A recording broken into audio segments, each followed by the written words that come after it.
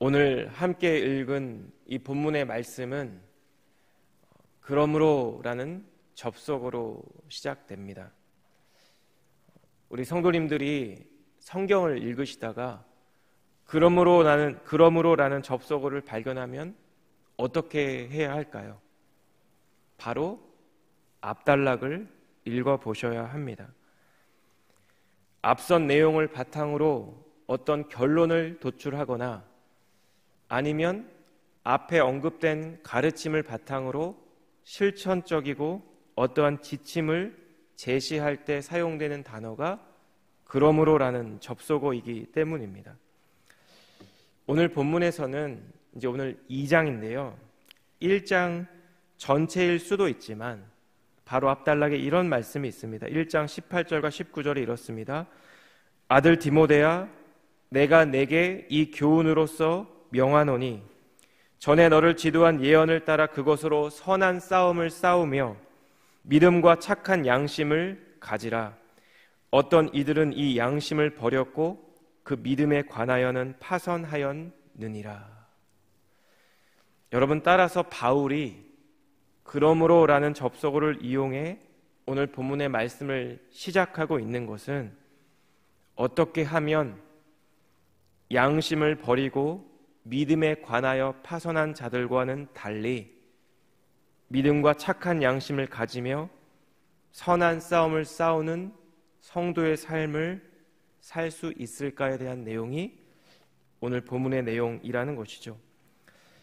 전투나 어떤 싸움과 같이 치열하게 임해야 지킬 수 있는 것이 성도의 믿음이고 우리 안에 우리 주님이 선물로 주신 착한 양심이라는 것입니다. 여러분, 그렇다면 우리는 어떻게 우리를 그러한 믿음과 양심을 가진 성도로 불러주시는 그 하나님의 부르심에 합당한 삶을 살아갈 수 있을까요? 바울은 오늘 본문에서 두 가지 실천적인 권면을 제시합니다. 이 아침 함께 이 말씀을 묵상하며 주님이 저와 우리 성도님들에게 주님의 몸된 우리 한우리 교회에 주신 부르심을 우리가 어떻게 이루어갈 수 있을지를 같이 한번 생각해 보시는 또 귀한 이 아침 되시기를 주님의 이름으로 축복합니다. 첫째로, 성도는 기도를 통해 부르심에 합당한 삶을 살아갈 수 있습니다. 오늘 본문 1절을 보시면 바울이 이렇게 권면합니다. 그러므로 내가 첫째로 권하노니 모든 사람을 위하여 간구와 기도와 도고와 감사를 하되. 바울이 지금 말하고 있는 것은 명확합니다. 뭐 하라는 걸까요? 기도하라는 것입니다. 특별히 네 가지 용어를 사용해서 우리가 해야 하는 기도가 어떤 기도인지를 바울이 설명하고 있습니다. 여러분, 간구라는 것은 무엇일까요? 우리가 삶을 살다 보면 필요를 느끼고 또 여러 기도의 제목들이 있죠.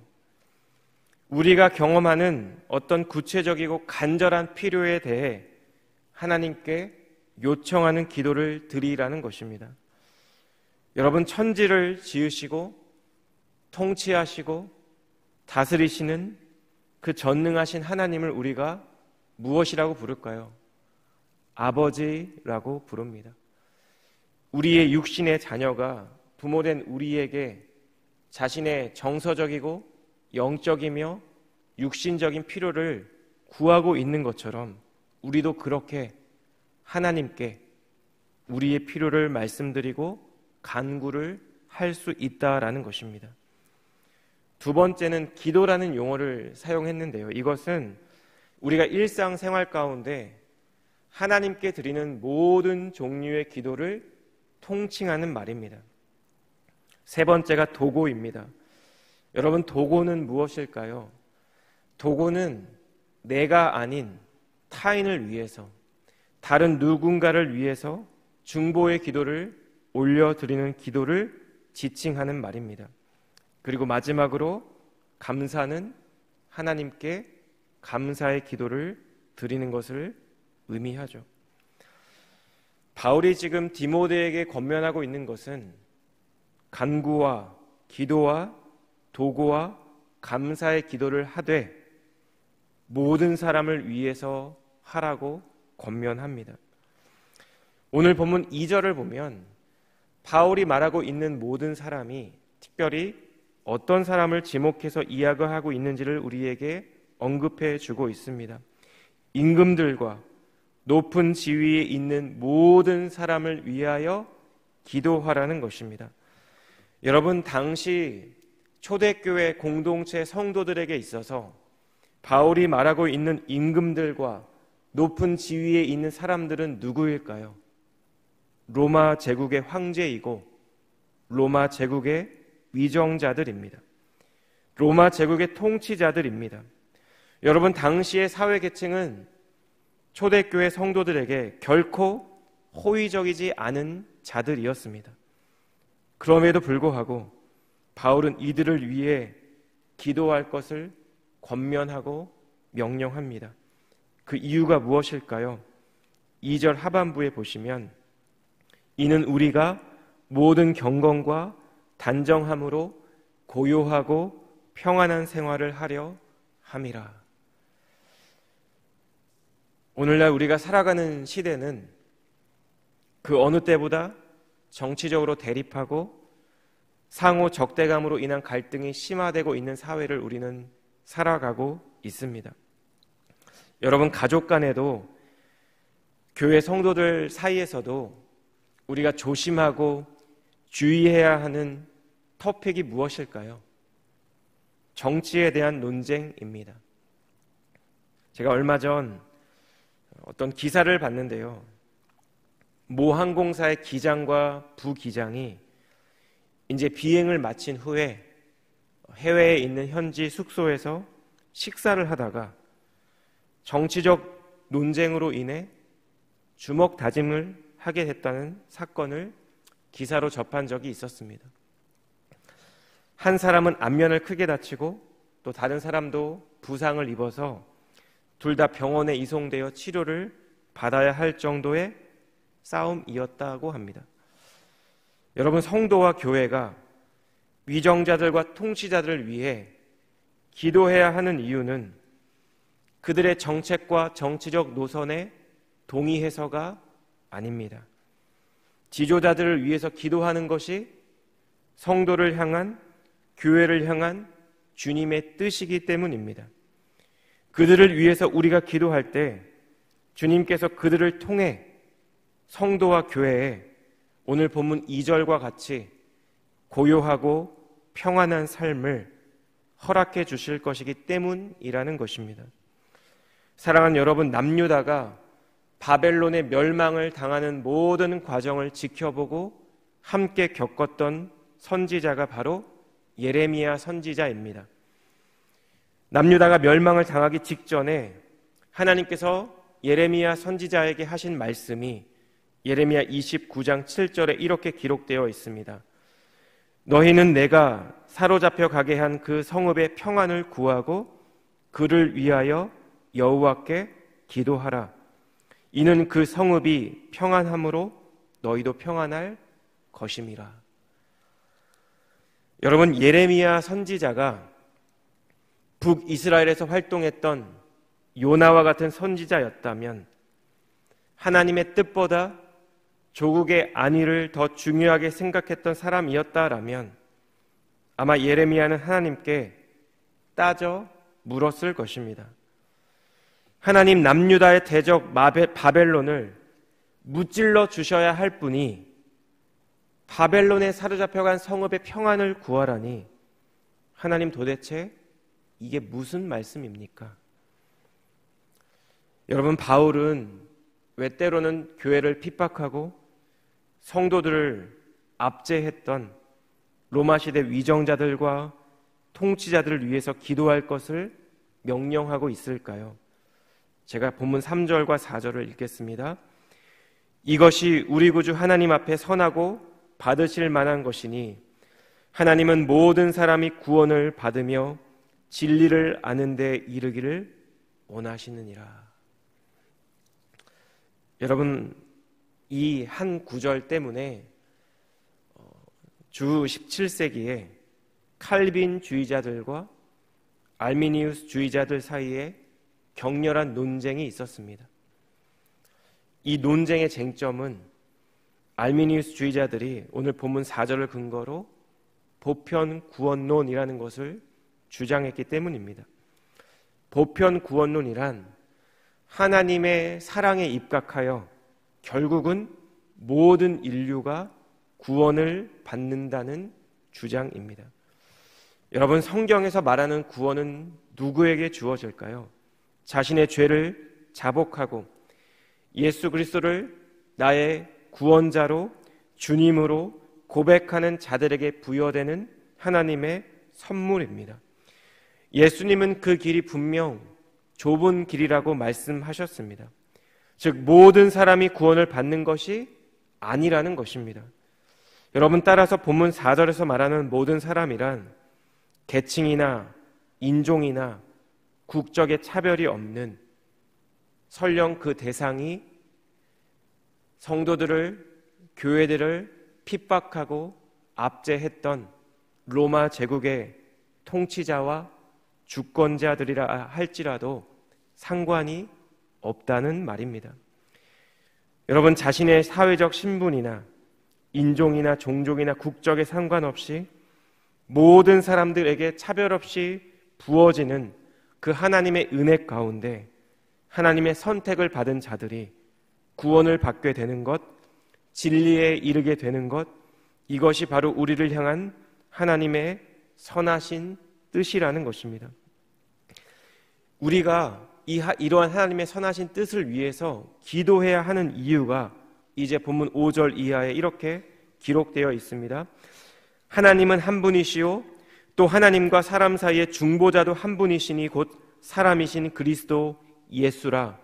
그가 모든 사람을 위하여 자기를 대속물로 주셨으니 기약이 이르러 주신 증거니라. 이를 위하여 내가 전파하는 자와 사도로 세움을 입은 것은 참말이요 거짓말이 아니니 믿음과 진리 안에서 내가 이방인의 스승이 되었노라. 여러분, 본문 6절에 대속물로 번역된 이 헬라어는 당시 사회에서 한 노예를 값으로 사서 그 노예로 하여금 자유인이 되게 하는 그 값을 지칭하는 말입니다. 여러분, 죄의 노예로 살아가는 이 땅의 모든 사람들에게 예수님이 자신의 생명으로 그들의 몸값을 지불하셨고, 그래서 우리를 죄에서 구속해 주셨다라는 것입니다. 여러분, 혹시 그런 말씀 들어본 적 있으세요? 기도는 상황을 바꾸는 것이 아니라 기도는 기도자를 바꾼다. 여러분, 우리가 기도할 때 상황이 바뀔 수도 있지만 바뀌지 않을 때도 많습니다. 우리가 기도할 때 우리가 기대한 기도의 응답을 받을 때도 많지만 그렇지 못할 때도 많습니다. 여러분, 그럼에도 불구하고 우리가 계속 기도의 자리에 지키게 되면 어떤 일이 일어날까요? 우리가 계속 기도할 때 주님이 우리의 마음을 바꾸어 주십니다. 우리의 시선을 옮겨주시고 우리의 관점을 바꾸어 주십니다. 주님의 마음을 부어 주시죠. 여러분, 그렇게 되면, 그렇게 기도자가 바뀌면 상황과 환경이 바뀌게 됩니다. 왜일까요? 상황과 환경은 똑같은데 그 상황과 환경에 대한 해석과 태도가 달라지기 때문입니다. 여러분, 예수님은 왜 이 땅에 오셨을까요? 사회 변혁이나 사회 정의에 관심이 있는 분들은 이 사회의 참된 정의와 공의를 이루기 위해서라고 생각할 수 있습니다. 빵이 없는 자들에게 빵을 주고 자유가 없는 자들에게 자유를 선포하기 위해서라고 생각할 수 있습니다. 여러분, 일면 맞는 말입니다. 그런데 여러분, 이보다 더 본질적이고 근본적인 이유와 목적이 있습니다. 주님이 이 땅에 오신 이유는 이 세상이 아니라 먼저 우리를 구원하시기 위해, 우리를 변화시키기 위해 오셨다라는 것입니다. 그리고 주님은 구원받은 우리를 통해, 변화받은 우리를 통해 이 땅을 하나님의 나라로 바꾸어가기 원하신다라는 것입니다. 여러분, 이것이 우리가 기도해야 하는 이유와 목적입니다. 여러분, 우리가 기도할 때 주님이 사랑하라고 말씀하신 그 이웃에 대한 주님의 마음을 깨닫게 됩니다. 여러분, 교회와 성도를 핍박하는 위정자들이라 할지라도 우리가 그들을 위해서 기도할 때 그들을 향한, 이 나라와 이 민족을 향한 주님의 뜻을, 주님의 마음을 깨닫게 된다는 것입니다. 우리가 그들을 위해서 기도할 때 주님께서 주님의 때에 그들을 통해 우리에게 고요하고 평안한 삶을 허락해 주신다라는 것입니다. 여러분, 온 세상을 창조하시고 통치하시며 다스리시는 그 전능하신 하나님께서 우리에게 기도할 것을 명령하고 있습니다. 왜냐하면 주님께서는 우리의 기도를 통해 주님의 구원의 역사를 이루어가길 원하시기 때문입니다. 여러분, 교회와 성도의 기도를 통해 우리 주님이 행하실 위대한 일들을 우리가 믿음의 눈으로 바라보며 더 담대히 주님 앞에 나아와 간구와 기도와 도고의 감사의 기도로 모든 사람을 위하여, 특별히 위정자와 통치자들을 위해 함께 기도하는 우리 하누리 교회 되시기를 우리 주님 이름으로 축복합니다. 두 번째로, 오늘 본문의 말씀은 우리가 공동체의 질서 안에서 서로 순종해야 할 것을 말씀하고 있습니다. 제가 8절 말씀을 읽겠습니다. 그러므로, 또 그러므로가 나오죠. 각처에서 남자들이 분노와 다툼이 없이 거룩한 손을 들어 기도하기를 원하노라. 여러분, 특별히 바울이 남자 성도들을 향해 다툼과 분노와 다툼이 없이 기도하라고 말하는 이유는 당시 이 에베소 교회에 특별히 남자 형제들 간에 불화와 분쟁이 있었음을 암시하는 말씀입니다. 하나님께서 원하시는 기도는 분노와 다툼이 없는 기도이고, 예수님 안에서 하나 되고 연합되어 공동체가 함께 드리는 기도를 하나님이 원하신다라는 것입니다. 바울은 형제들에게 거룩한 손을 들어 기도하라고 권면하죠. 여러분, 손을 높이 들라는 말일까요? 그렇지 않습니다. 기도하는 자의 영적인 상태와 태도에 관한 권면입니다. 우리가 기도할 때 흠이 없고 정결한 몸과 마음으로 기도하라는 것입니다. 죄악이 생각난다면 돌이켜 회개하고, 그래서 주님 안에서 깨끗함을 받은 후에 기도하라는 것입니다. 바울의 권면은 여자 성도님들에게도 향하는데요. 오늘 본문 9절과 10절이 이렇습니다. 또 이와 같이 여자들도 단정하게 옷을 입으며 소박함과 정절로서 자기를 단장하고 따은 머리와 금이나 진주나 값진 옷으로 하지 말고 오직 선행으로 하기를 원하노라. 이것이 하나님을 경외한다 하는 자들에게 마땅한 것이니라.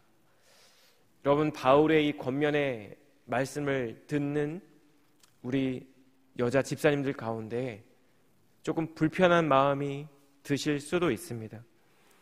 바울의 이 말을 우리가 바르게 해석하기 위해서는 당시 사회적 문화적 배경을 이해할 필요가 있는데요.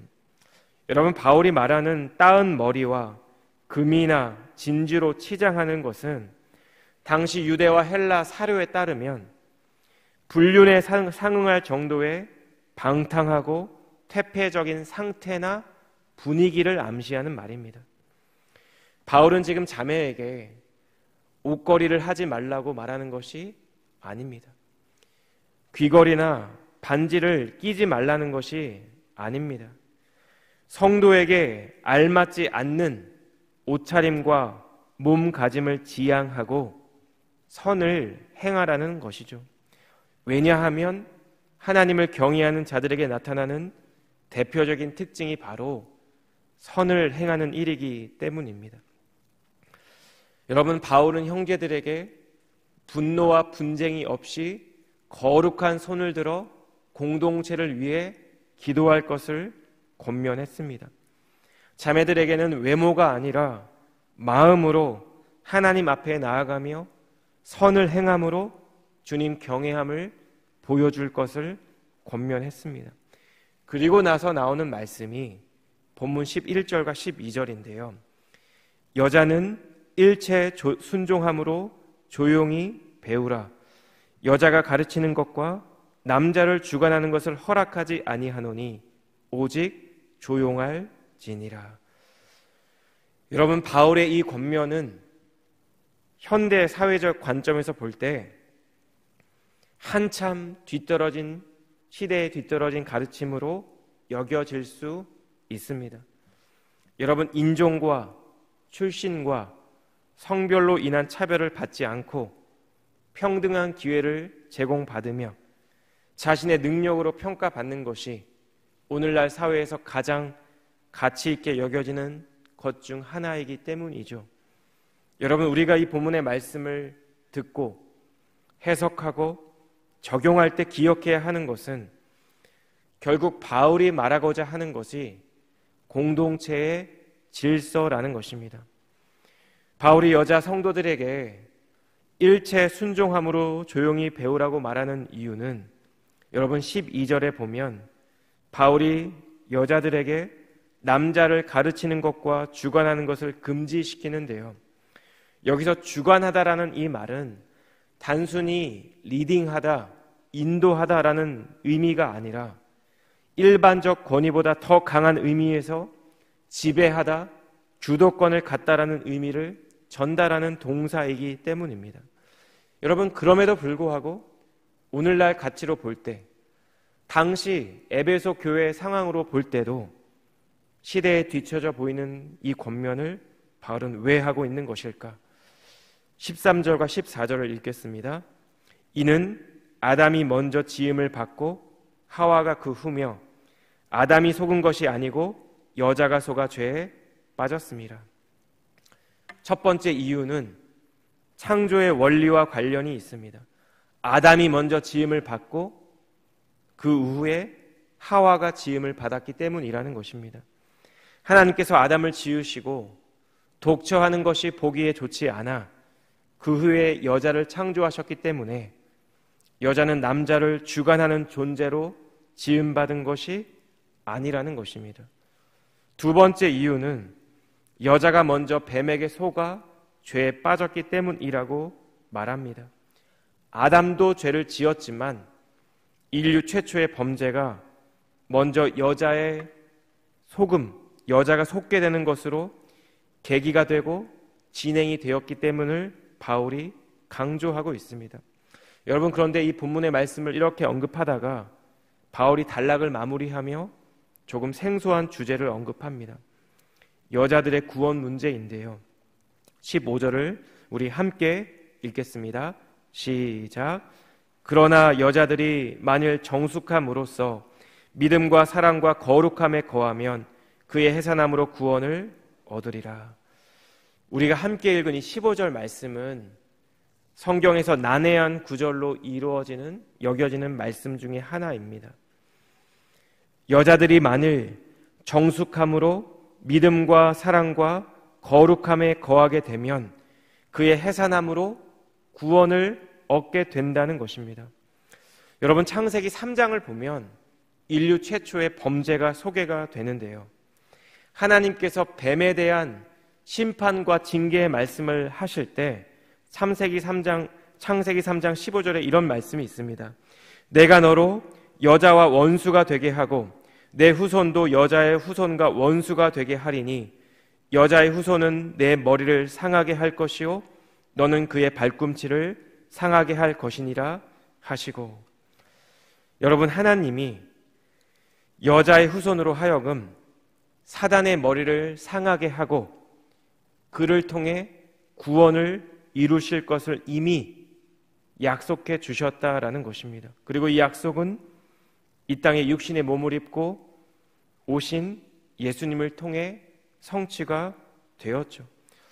여러분, 그래서 오늘 본문 15절에서 그의 해산함으로 구원을 얻으리라 라는 이 말씀은 그리스도를 믿는 믿음을 통해서만이 구원이 이루어진다라는 복음의 메시지를 우리에게 다시 한번 전달하는 동시에 하나님께서 자녀들에게, 자매들에게 허락해 주신 자녀에게 혹은 누군가에게 복음을 전하며 사는 것이 하나님이 자녀를 주신 여자를 향한 주님의 부르심이고, 그리고 바로 이러한 일이 정숙함으로 믿음과 사랑과 거룩함에 거하게 될 때 이루어지게 된다라는 것입니다. 여러분, 따라서 바울의 이 권면은 단순히 외모의 문제가 아닙니다. 질서에 대한 문제도 아닙니다. 결국 복음을 통해 이루어지는 영혼 구원의 문제라는 것입니다. 여러분, 초대교회 당시에 우리 교회 공동체의 구성원들은 대부분 하층 계층의 사람들이 주류를 이루고 있었을 것입니다. 중산층도 있었겠지만 당시 사회에서 소외되었던 노예와 여성과 가난한 사람들이 많이 있었습니다. 이것은 안디옥 교회도 마찬가지였을 것입니다.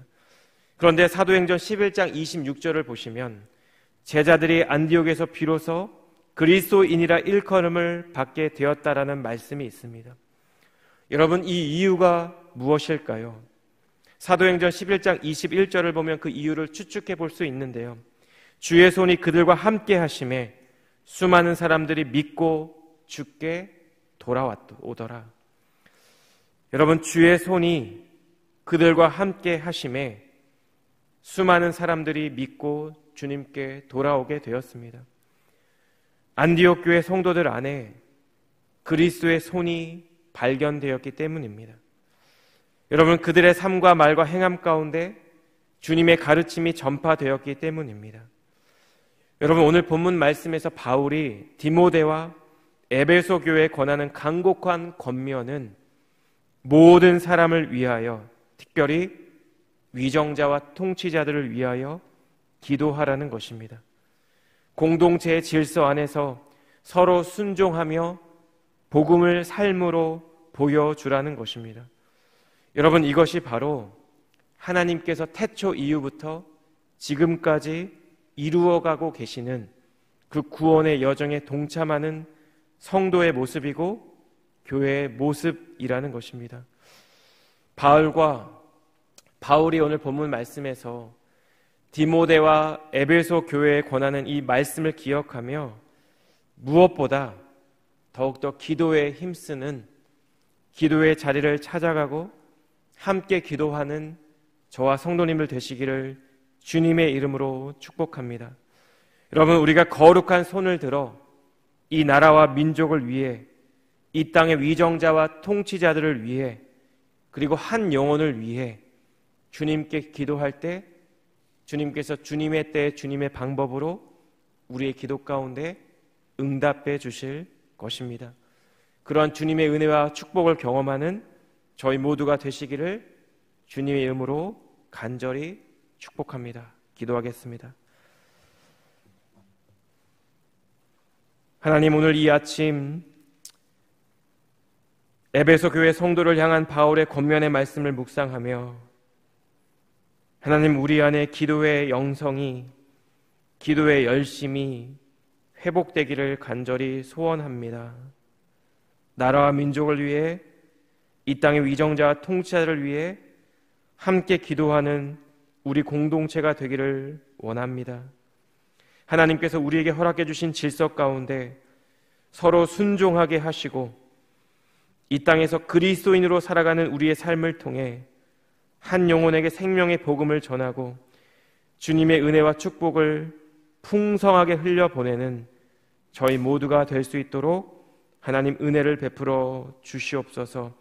주께서 우리에게 허락해 주신 오늘 하루 우리의 삶의 모든 자리에서 하나님을 예배하는 예배자로, 주님께 기도와 간구와 도구의 제목들을 올려드리는 기도자로 하나님 앞에 살아가는 복된 하루 될 수 있도록 하나님 은혜를 베풀어 주시옵소서.